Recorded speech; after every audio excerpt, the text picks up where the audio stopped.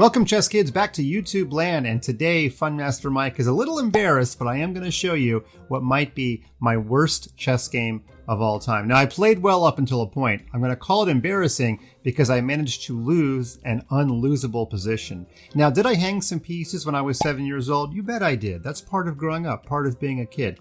But this game was played when I was a young adult. Let's get right into it. My most embarrassing loss. Okay, I was black and I played g6, which might be winning by force. That's a little bit of a joke. You guys know FunMaster Mike likes to play the modern defense. Okay, now my opponent played the Austrian attack. Was I in Austria when I played this game? No, I was actually at the Manhattan Chess Club. But FunMaster Mike, where's the Manhattan Chess Club? It's in Manhattan, duh. But I can't find it. That's right, it doesn't exist anymore. So you were half right. Manhattan Chess Club, don't go looking for it. Hopefully it'll come back one day. Okay, now I castled here, and after bishop to d3, I played a line that I played a lot of times before, and I played it in this game too. I played knight to a6. Now, why is the knight going to the edge of the board? Glad you asked. I'm going to go ahead and answer. When the knight goes to a6, it supports the c5 pawn push, and also a lot of times the knight just hops into the square b4, trades for the bishop, weakens the center, and gets the bishop pair for black. Now, oftentimes black actually combines this move with this move,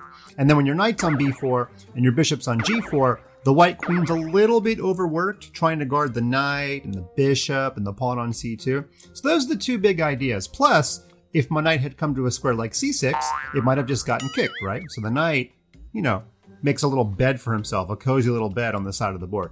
Now, my opponent decided to play queen to e2. I'm actually not a very big fan of this move because the battery leading toward my knight does nothing, and I'm not going to give my opponent a chance to just play the move pawn to e5. Instead, it's time for me to strike in the center, and I played c5. And now here my opponent just played a poor move. I understand the idea, but the move itself is poor. My opponent played bishop takes knight, thinking that I would just take back, and that would weaken the c5 pawn, and then white would trade, and I would end up in this really, really ugly pawn structure. Now, honestly, I don't think black is doing too bad because I think the bishop pair is worth quite a lot. And in fact, chess kids, I'm going to go ahead and say something that you might want to write down.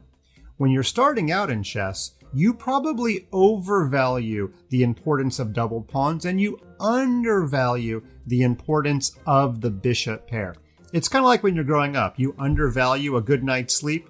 When you become older, it's all you can think about. How do I get 8 hours of sleep? Well, in chess, as you get older, as you get stronger, you're going to value the bishop pair even more. And in fact, I didn't even have to go into this line. Let's go back.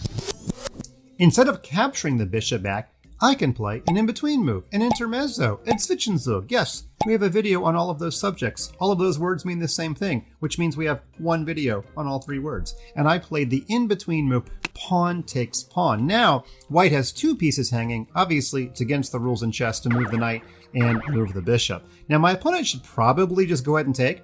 But when I take back, this position is much better for black. These doubled pawns don't mean a lot at all. My bishop's going to have a really nice diagonal. My rook is going to come here and pressure the pawn. You better not ever move the pawn because your knight's going to be super weak. This knight is already on the line of my bishop.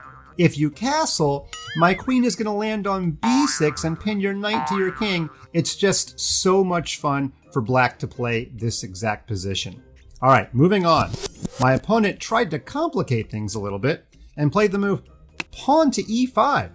Now, pawn to e5 is one of those moves where you're just trying to make things crazy because you know you're lost anyway. But actually, it's very simple to refute this move.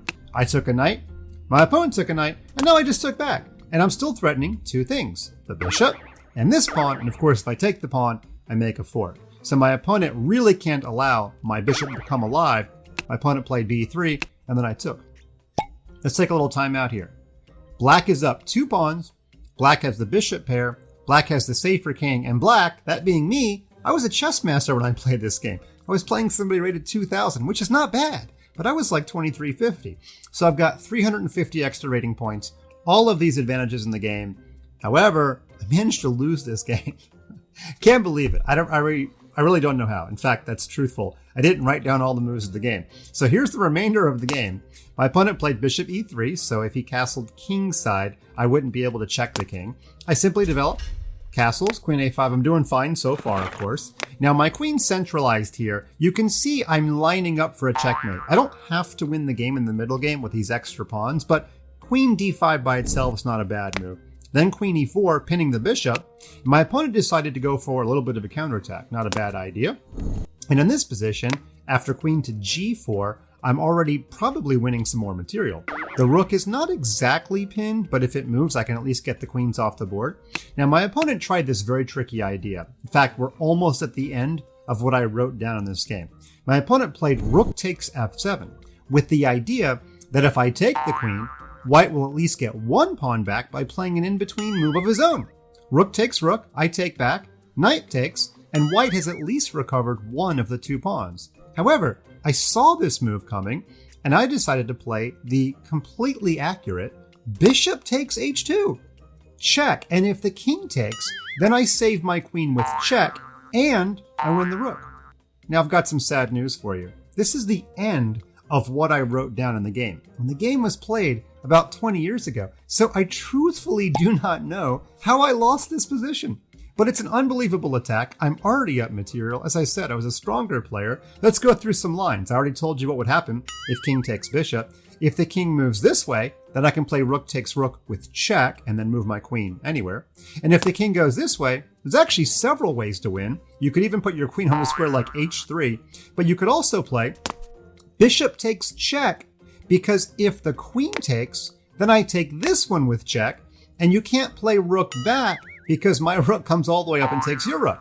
And if you take here, I can take this rook with my king, or I can throw in a queen check, and then, well, I can still take it with my king. I could take it with my rook, but then I would hang my rook, and maybe that's how I lost the game. I truthfully don't know. So if we go back to our final position, if you happen to be Mr. Tim Hall, I did write down my opponent's name, please let me know how you beat me in this game.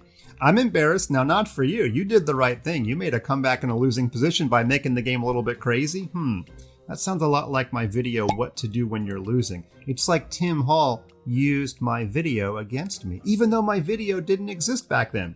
Wait a minute. When I played this game, YouTube didn't even exist. Okay, now we're getting into some existential questions. Let's just say I'm a little embarrassed that I lost this game, but hey, I'm human. It happens to everybody. And I wanted to share with you a couple of my losses to show you that it is part of the game of chess. If you haven't already subscribed to our YouTube channel, go ahead and do it now. You don't have to. We'll still be friends, but we won't be quite as close friends because you won't know when I've got some new content. So, do it or don't do it. It costs you 0 or 0, but I would be happy if you did it because I want you to learn from my mistakes. See you next time, chess kids.